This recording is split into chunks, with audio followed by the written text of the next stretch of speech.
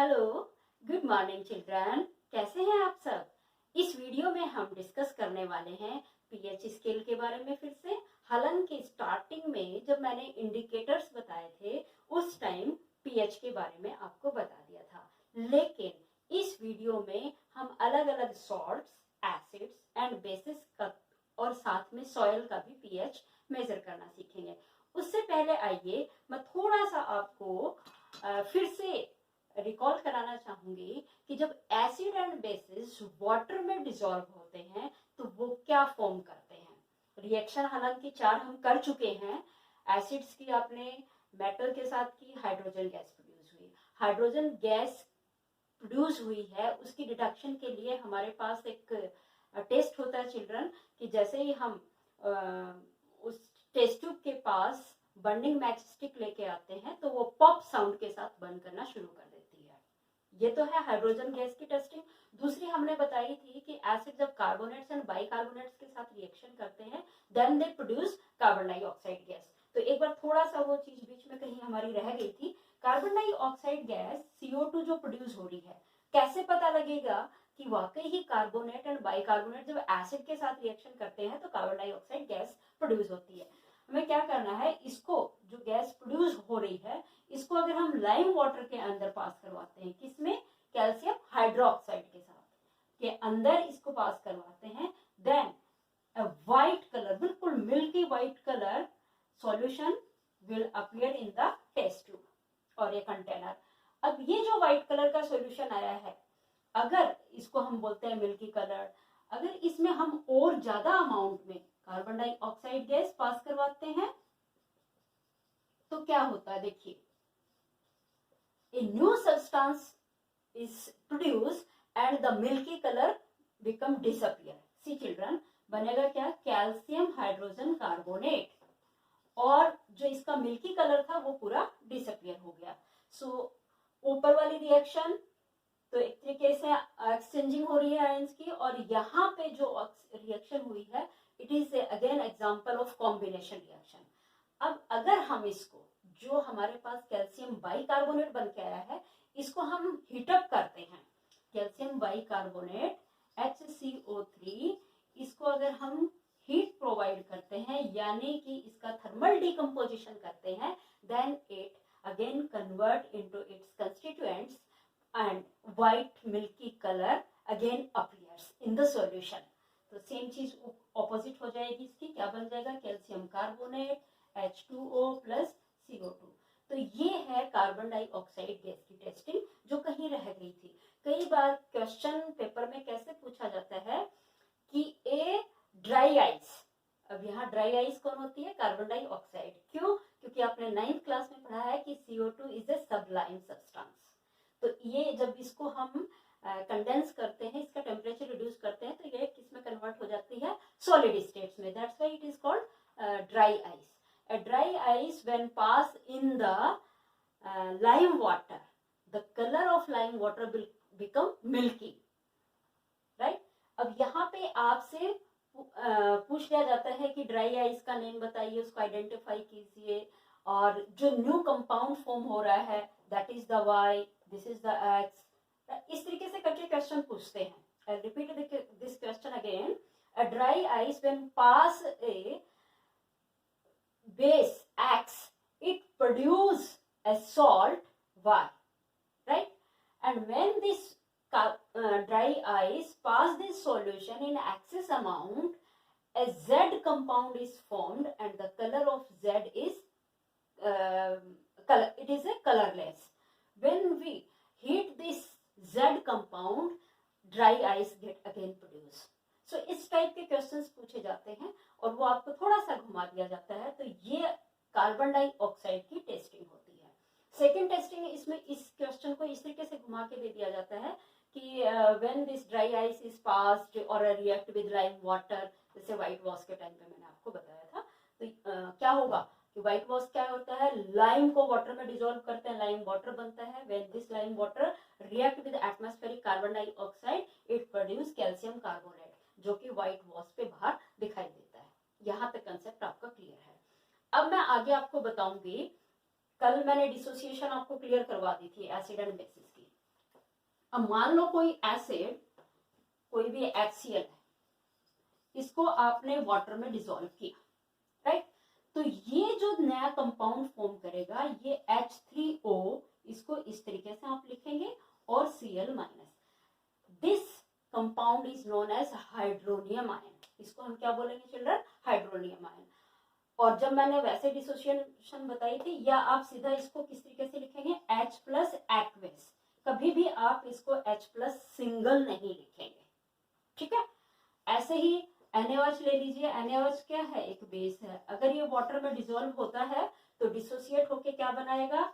Na aqueous plus OH aqueous. ये आपने साथ में जरूर मेंशन करना है, ठीक है? अब यहां तक कंसेप्ट क्लियर हो गया। अब वाटर में डिसॉल्व करने से इनके बिहेवियर में क्या चेंज आता है? एक तो डिसॉल्व करने का प्रोसीजर हमें क्लियर होना चाहिए। कभी भी एसिड के अंदर, जो एसिड कंटेनर है, फॉर एग्जांपल मेरे पास ये, हालांकि it is a weak acid, ये है एसिटिक एसिड, विनेगर से जो बनता है, पर अगर हम डायरेक्ट इसमें वाटर मिक्स करते हैं, इसमें करेंगे कोई फर्क नहीं पड़ेगा क्योंकि इसमें ऑलरेडी 5% एसिड प्रेजेंट है। बट जो राइट वे है वो क्या है? पहले हम कंटेनर में वाटर लेंगे, राइट, और फिर उसमें थोड़ा थोड़ा करके एसिड डालेंगे, थोड़ा थोड़ा करके एसिड डालते हैं। थोड़ा सा डाला, फिर उसको स्टीर किया, फिर डाला, फिर स्टीर किया। रीजन इज दैट कि ये हाईली एक्सोथर्मिक रिएक्शन होती है। अब ये तो ऑलरेडी वीक है तो इसको डाइल्यूट करने की जरूरत नहीं होती, लेकिन जो स्ट्रॉन्ग एसिड हैं, जो मैंने आपको कल बताए थे, हाइड्रोक्लोरिक एसिड हो गया, सल्फ्यूरिक एसिड, नाइट्रिक एसिड, ये स्ट्रॉन्ग होते हैं, तो इनके डाइल्यूशन का ये राइट वे है। Concept is clear? ठीक है, ऐसे ही बेसिस को भी अगर हमें डाइल्यूट करना है तो पहले हम वाटर लेंगे और फिर उसमें थोड़ा थोड़ा करके बेस, जैसे मेरे पास बेस के लिए सोप सॉल्यूशन है तो हम थोड़ा थोड़ा करके इसमें डालेंगे। कभी भी, अब ये भी थोड़ा मिल्ड होता है, लेकिन जो एक्चुअल सोडियम हाइड्रोक्साइड होएगा उसको अगर हमने डाइल्यूट करना है, उसकी कंसेंट्रेशन रिड्यूस करनी है, किसकी? OH माइनस आयन की, तो हम उसमें वाटर मिक्स कर देंगे। और water mix acid and basis are known as dilute acids and basis. I think dilution clear हो गया होगा आपको। लेकिन कुछ बेस ऐसे होते हैं चिल्ड्रन जो वाटर में डिसॉल्व ही नहीं होते, ठीक है, तो उनको हम डाइल्यूट नहीं कर सकते। For example copper oxide, that is a oxide but basic in nature, basic nature का है, लेकिन ये वाटर में डिसॉल्व नहीं होता। तो जो वाटर में डिसॉल्व होते हैं बेसिस, उनका नाम क्या होएगा? Alkali, right? तो एल्केलाई टर्म क्लियर हो गया। अच्छा, जिनमें कंसंट्रेटेड एसिड एंड बेसिस जिन कंटेनर्स में रखा जाता है, उनके ऊपर एक स्पेसिफिक साइन बना होता है, ट्रायंगल के अंदर टेस्ट ट्यूब से निकलता हुआ, ये इस टाइप का साइन होगा, ठीक है? अगर कहने का मतलब क्या है कि अगर कंसंट्रेटेड एसिड और बेस कोई भी स्किन के ऊपर गिर जाए तो उसको भी ये बर्न कर सकते हैं, और किसी और चीज के ऊपर गिरे तो उसको भी बर्न कर सकते हैं। That's why it is essential to dilute them and this process is known as dilution। and जिसकी डाइल्यूशन की गई है, एसिड की गई है, तो वो डाइल्यूटेड हो जाता है, और बेस की जाती है तो वो डाइल्यूटेड हो जाता है। आई थिंक कंसेंट्रेशन का मतलब प्योरेस्ट फॉर्म, डाइल्यूट का मतलब वाटर उसके अंदर मिक्स है तो उसकी स्ट्रेंथ भी कम हो जाएगी, ठीक है? तो यहाँ पे ये मेरे ख्याल में क्लियर हो गया होगा। अब हम पीएच स्केल, जो कि मैं स्टार्टिंग में आपको बता चुकी हूँ, इसके अंदर फिर से हम जानना चाहेंगे कि एसिड, बेसिस और डिफरेंट टाइप के सॉल्ट के साथ पीएच पेपर का कलर कैसा आता है, आइए देखते हैं। चिल्ड्रन, पीएच इंडिकेटर के बारे में मैं पहले ही आपको बता चुकी हूँ। इसमें की जो P है, दैट इज स्टैंड फॉर पोटांज in German, and the meaning of पोटांज means power. H is stand for hydrogen ion, right? तो इस पीएच स्केल के ऊपर अब हमारे सामने बहुत सारे कुछ एसिड भी हैं, कुछ बेस भी हैं, कुछ मैंने सॉल्ट भी रखे हुए हैं। तो 1 बाय 1 करके हम टेस्ट करेंगे कि किसका पीएच कैसा आ रहा है। मैंने जब स्टार्टिंग में इंडिकेटर के साथ आपको बताया था कि एक्चुअल में जो न्यूट्रल कलर है, जो ये लाइट ग्रीन सा होता है या जैसा है ऐसा ही रहेगा। न्यूट्रल का मतलब at this time it is a neutral. तो मेरे पास 3 एसिड हैं, ये पहले मैं आपको ये वाला दिखा देती हूँ। इसमें मैंने लिया एसिटिक एसिड, ये मैंने लिया थोड़ा सा टोमेटो जूस निकाला था, और ये है मेरे पास लेमन जूस, राइट। तो इन तीनों में हम डिप करके देखते हैं कि किसका ज्यादा कलर आता है। ये मैंने लेमन जूस में डिप किया, और एक मैं ये टोमेटो में कर रही हूँ, और एक मैंने कर दिया है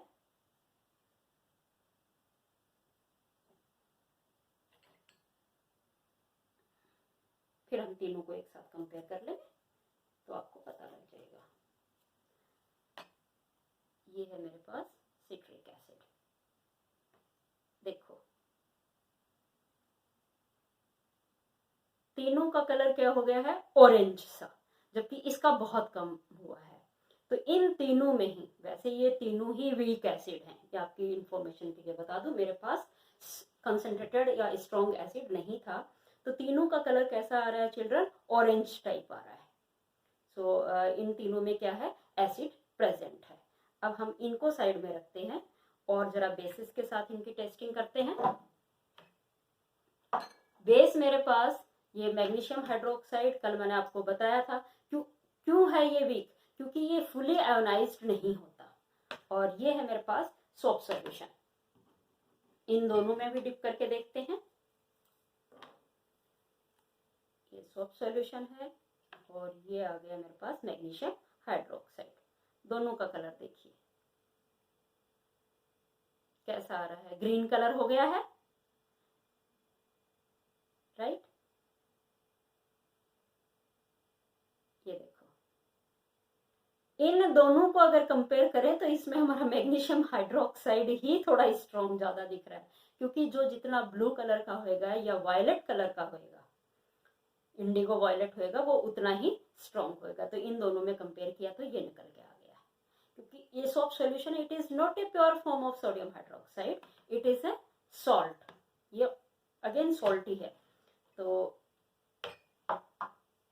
अब जो मैं किचन में से सॉल्ट उठा के लेके आई हूँ आपके लिए, ये दोनों बिल्कुल सेम लग रहे हैं। अब मुझे नहीं पता, देखो मैंने एक में कॉमन सॉल्ट डाला है, एक में मैंने डाला है बेकिंग सोडा, और ये पोटेशियम परमैंगनेट से आप लोग फैमिलियर है, राइट। अब इन तीनों की टेस्टिंग कर लेते हैं, जरा देखते हैं। मुझे नहीं पता कि इनमें से कौन सा बेकिंग सोडा है, कौन सा कॉमन सॉल्ट है, इसका मुझे पता है। तो ये डिप करते हैं, वाओ कलर चेंज हो गया ग्रीन। तो ग्रीन है मतलब बेस है इसमें प्रेजेंट। बीच वाले में डिप करके देखते हैं,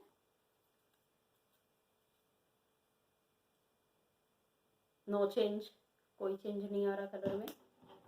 तो ये जो तीसरा हमारे पास है, इसके खुद के कलर पे मत जाना, खुद का जो वायलेट कलर है नीचे चला जाएगा। अब आप इसका देखो कलर चेंज, इन तीनों को आप कंपेयर करो, राइट।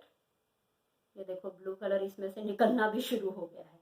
तो इसमें जो मैंने लिया है that is the baking soda, common salt कोई असर नहीं है।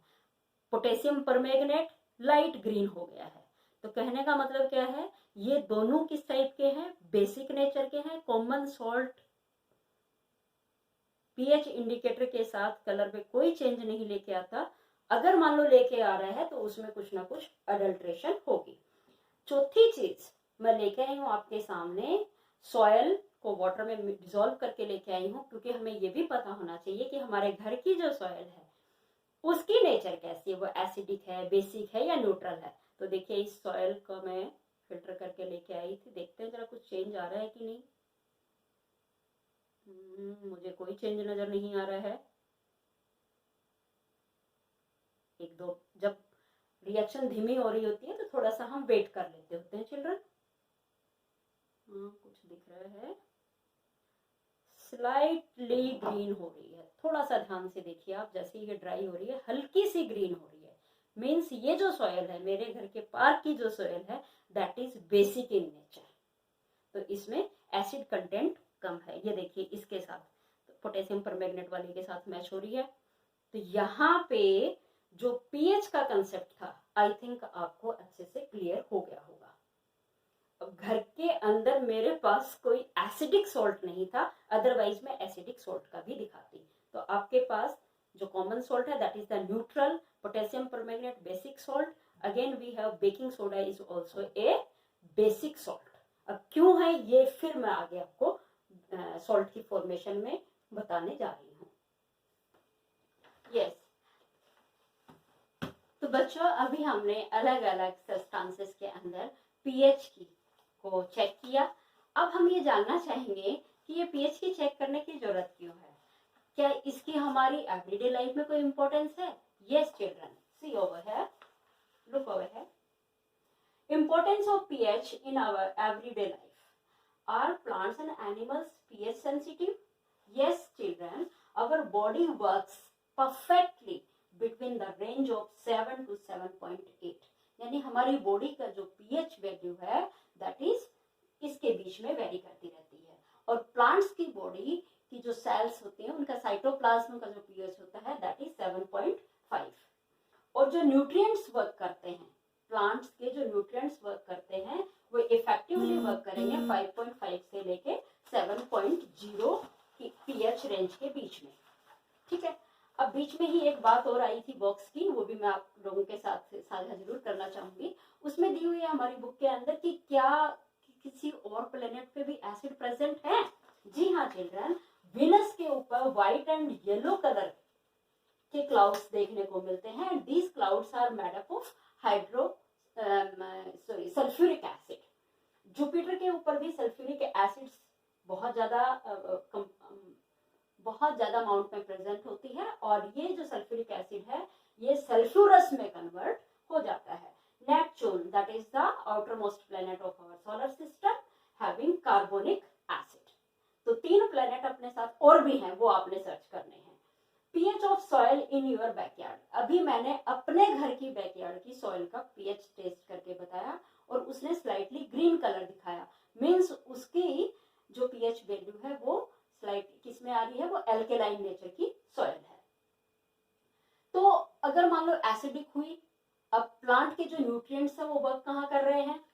5 से लेके, मैंने अभी आपको बताया था कि 5.5 से लेके 7 पे न्यूट्रिएंट्स होते हैं और जो साइटोप्लाज्म है उसकी वर्किंग की स्टेमिना कहाँ पे है? 7.5 पे।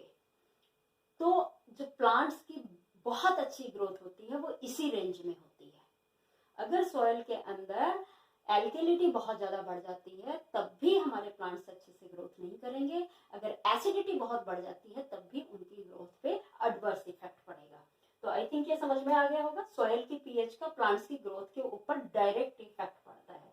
PH in our digestive system, अब अपनी डाइजेस्टिव सिस्टम के अंदर भी पीएच की इंपॉर्टेंस है। यस, हमारे माउथ का जो पीएच है सलाइवा का that is lie between 6.7 to 7.3। Saliva कहाँ से सीक्रेट होता है? सलाइवरी ग्लैंड्स में। डाइजेस्टिव सिस्टम आपने 7th क्लास में बहुत अच्छे से किया है और ज्यादा अच्छे से हम करेंगे चैप्टर 6 में लाइफ प्रोसेसेस में। तो अभी थोड़ा सा आप इतना याद रख लीजिए। स्टमक जिसमें कि गैस्ट्रिक जूस जो सीक्रेट होता है, उस गैस्ट्रिक जूस का एक बहुत ही इंपॉर्टेंट कंपोनेंट है हाइड्रोक्लोरिक एसिड। तो जहां एसिड प्रेजेंट होएगा नेचुरली पीएच वैल्यू डिक्रीज हो जाएगी। तो कितना आ जाएगा उसका? जो कॉन्सेंट्रेटेड हाइड्रोक्लोरिक एसिड है उसकी तो पीएच 0 है, लेकिन ये स्टमक के अंदर है, अदर कंपोनेंट्स की प्रेजेंस की वजह से वहां का जो ओवरऑल पीएच निकल के आता है that is lie between 1.5 to 3.5। फिर स्मॉल इंटेस्टाइन में जाते हैं, जो हमारे स्टमक के जस्ट आगे वाला भाग होता है स्मॉल इंटेस्टाइन का, उसका नाम होता है डोडनम। और डोडनम चूंकि अभी स्टमक से निकल के ही आया है फूड, तो उसके भी जो पीएच वैल्यू है वो एसिडिक ही होगी।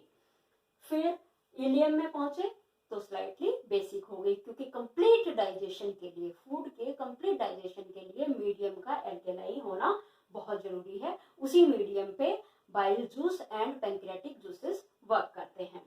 लार्ज इंटेस्टाइन में गए, फिर जो फूड जो अनडाइजेस्टेड फूड था उसका पीएच अगेन एसिडिक हो गया है। और जब रेक्टम में स्टोर्ड रहता है हमारे जो वेस्ट प्रोडक्ट है, अनडाइजेस्टेड फूड है, उसका पीएच 6.7 होता है। तो आई थिंक अपने एलिमेंट्री कैनल में जगह जगह पीएच वेरी कर रहा है। अगर ये वेरिएशन नहीं होगी तो फूड की प्रॉपर डाइजेशन नहीं होगी।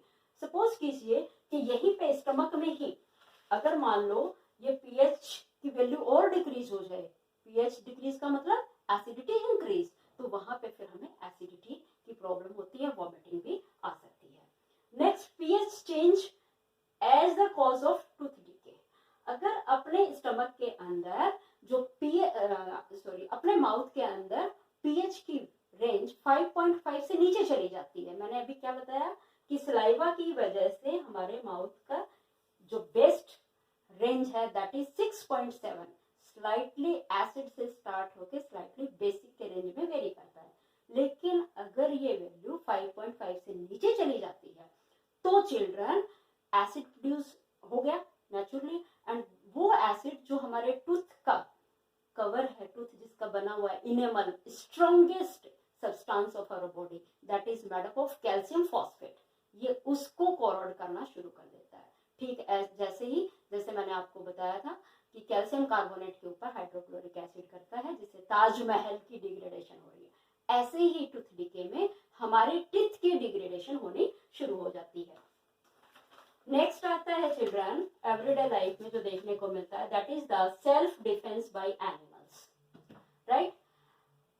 जहां कहीं पे भी हनी बी हाइव बना हुआ होता है, अगर हम अनफॉर्चुनेटली एक्सीडेंटली वहां पे पहुंच जाते हैं तो वो अपनी स्टिंग हमारी स्किन में कर देती है and it input a kind of acid that is called methanoic acid, formic acid, right. तो इसका नाम क्या होता है, मेथेनाइक acid.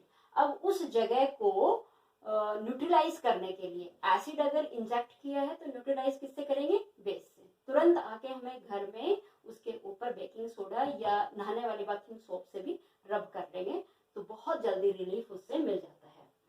Nettle leaves, a kind of plant, it is also emitted methanoic acid. ये कौन सी होती है, जब खेलते टाइम कई बार आप जाते हो, जिनको गोखरू बोलते हैं आई थिंक हिंदी में, उनके सीड्स के ऊपर बहुत सारे स्पाइक लगे होते हैं और वो अगर कहीं चुभ जाते हैं तो वो प्लांट अपनी बॉडी के अंदर methanoic acid, we can say formic acid को इंजेक्ट कर देता है। अब वहां पे कुछ और नहीं है तो गॉड ने हमें उसकी ऑल्टरनेटिव दिया है दैट इज द डोक प्लांट। डोक प्लांट की लीव्स के अंदर बेस प्रेजेंट होता है।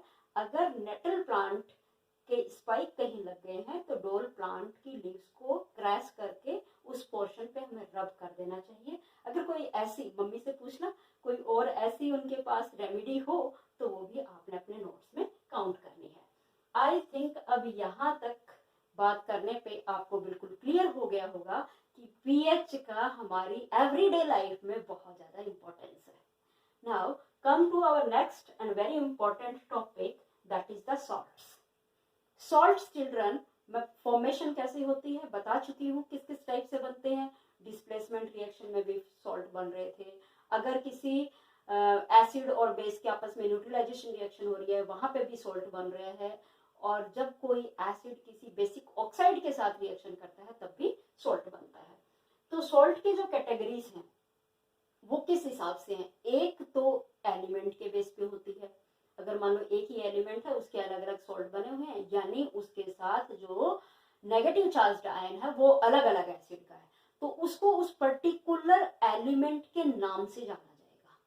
मान लीजिए आपके पास सोडियम के कई सॉल्ट हैं, सोडियम क्लोराइड है, सोडियम सल्फेट है, सोडियम फॉस्फेट है, तो इनके एक नेम हो जाएगी, क्या कहेंगे हम इनको, सोडियम सल्फेट।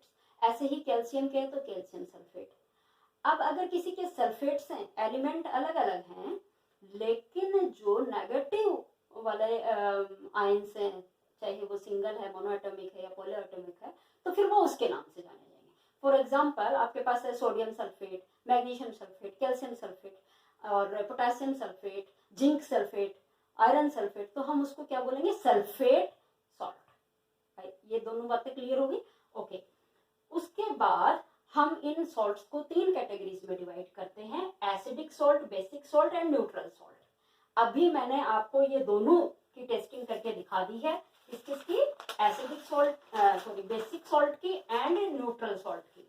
न्यूट्रल सॉल्ट जो हमारा किचन सॉल्ट है जिसने पीएच के साथ कोई टेस्टिंग नहीं दी। बेसिक सॉल्ट जो मैंने अभी आपको दिखाया है that is the baking soda, basic nature थी। Potassium permanganate is also basic in nature. तो ये एसिडिक कौन से बनेंगे, बेसिक कौन से बनेंगे, न्यूट्रल कौन से बनेंगे। उस पे जाने से पहले मैं सिर्फ छोटी सी बात आपको बताऊंगी, कॉमन सॉल्ट जो है ये कहाँ से निकलता है, उसके बाद मैं इनकी दोनों की कैटेगरीज बता देती हूँ। तो कॉमन सॉल्ट चिल्ड्रन, ओशन के वाटर को बड़ी बड़ी क्यारियों में इकट्ठा किया जाता है, उस वाटर को इवेपोरेट कराया जाता है। अब जो नीचे बच गया है सॉलिड, तो उसमें कुछ सैंड पार्टिकल्स भी होते हैं, कुछ दूसरे कंपाउंड भी प्रेजेंट होते हैं, उसको फिर वाटर में डिसॉल्व किया जाता है, डिकंटेशन होती है, फिल्ट्रेशन होती है, अगेन इवेपोरेशन होती है, तब जाके हमें मिलता है किचन सॉल्ट। लेकिन कुछ सॉल्ट जहां पे रिवर या सी का जो पोर्शन ड्राई अप हो गया है, वहां बिल्कुल अर्थ क्रस्ट के नीचे डेप्थ में रॉक की फॉर्म में डिपॉजिट हो जाता है, और उसको बिल्कुल वैसे ही निकाला जाता है जैसे माइन से हम कोयला निकालते हैं। तो उसको हम बोलते हैं, रॉक के बीच में डिपॉजिट है तो क्या बोलेंगे उसको, रॉक सॉल्ट। और उसमें बहुत सारे मिनरल्स होते हैं, वो अकेला प्योर नहीं होता। तो अब आइए मैं आपको बताऊंगी कि कौन से एसिडिक सॉल्ट होंगे, कौन से बेसिक और कौन से न्यूट्रल। जी,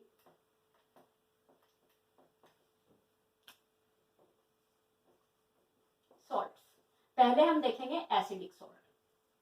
एसिडिक सॉल्ट जैसा नाम है तो आपको पता हो गया होगा कि इसकी नेचर क्या होगी, स्लाइटली एसिडिक।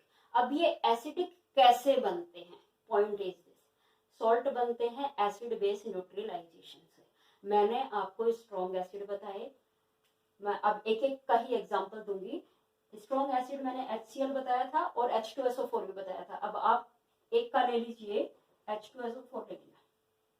अगर कोई सॉल्ट स्ट्रॉन्ग एसिड और वीक बेस को रिकॉल कीजिए, क्या बताया मैंने आपको, मैग्नीशियम हाइड्रोक्साइड बताया था एंड अमोनियम हाइड्रोक्साइड बताया था, NH4OH। ये दो आपको वीक बेस बताए हैं, ये स्ट्रॉन्ग है, ये वीक है। अब इनके दोनों की न्यूट्रलाइजेशन से जो सॉल्ट बनेगा that is the acidic salt. Have you got my point? Those salts which are made by the exchanging of ion between strong acid and weak base। देखिए कैसे, HCl स्ट्रॉन्ग एसिड है, आपको पता है, magnesium hydroxide weak base है, ये भी आपको पता है। जब ये आयंस में डिसोसिएशन होएगा, ये H plus Cl minus Mg+2 OH minus, ये बनेंगे तो आपस में जो कंपाउंड जो सोल्ट बनेगा, magnesium chloride plus water. So this is the acidic salt because इसका जो नेगेटिव चार्ज आयन है ये स्ट्रॉन्ग एसिड से आया है। नीचे वाले का भी एक एग्जांपल ले लीजिए, sulphuric acid is a strong acid, और तीसरा नाइट्रिक एसिड के साथ आप खुद बनाएंगे। Ammonium hydroxide is a weak base. जब इन दोनों की आपस में रिएक्शन हम करवाते हैं न्यूट्रलाइजेशन, तो जो कंपाउंड निकल के आ रहा है, जो सोल्ट बन रहा है, that is ammonium sulphate SO4 plus H2O। अब ये किससे बना है, strong acid and weak base से, तो ये नेचर कैसी होगी इसकी, एसिडिक। Is it clear? अब आ जाइए बेसिक पे, इसका रिवर्स ले लीजिए, जो strong base and weak acid से बनते हैं उसको हम बोलेंगे बेसिक सॉल्ट।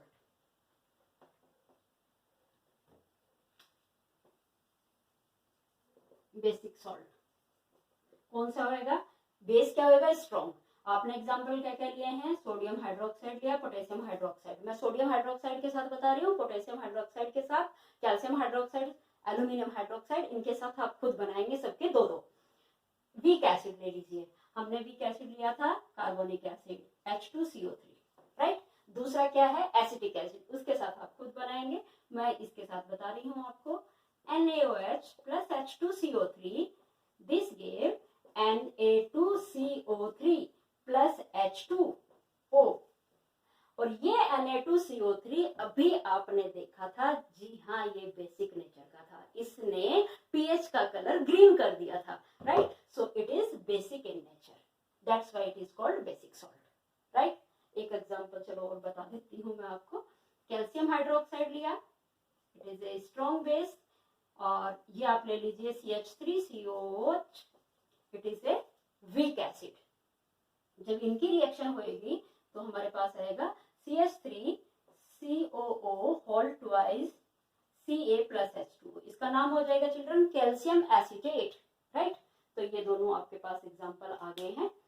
और आपने खुद बना लेने हैं। न्यूट्रल सॉल्ट, न्यूट्रल सॉल्ट कौन सा होएगा? जो दोनों स्ट्रॉन्ग एसिड और स्ट्रॉन्ग बेस से बनते हैं, न्यूट्रल। अभी एग्जांपल किसका दिया था मैंने? कॉमन सॉल्ट का। तो आपका एसिड भी स्ट्रॉन्ग है और बेस भी स्ट्रॉन्ग है, NaOH। This gave NaCl plus H2। I think ये तीनों टाइप के सॉल्ट बिल्कुल क्लियर हो गए होंगे, राइट? और वो भी कैटेगरी आपको समझ में आ गई होगी कौन सी, कि ये सल्फेट सॉल्ट है या कार्बोनेट है, कैसे, या ये मैग्नीशियम सॉल्ट है या हाइड्रोजन सॉरी पोटेशियम सॉल्ट है। एक ही एलिमेंट है, पोटेशियम है, अगर KCl लगा है इसके आगे, K2SO4 लगा हुआ है, KNO3 है या K2CO3 है। अब चूंकि सारे किसके हैं? पोटेशियम के, तो ये पोटेशियम सॉल्ट हो गए।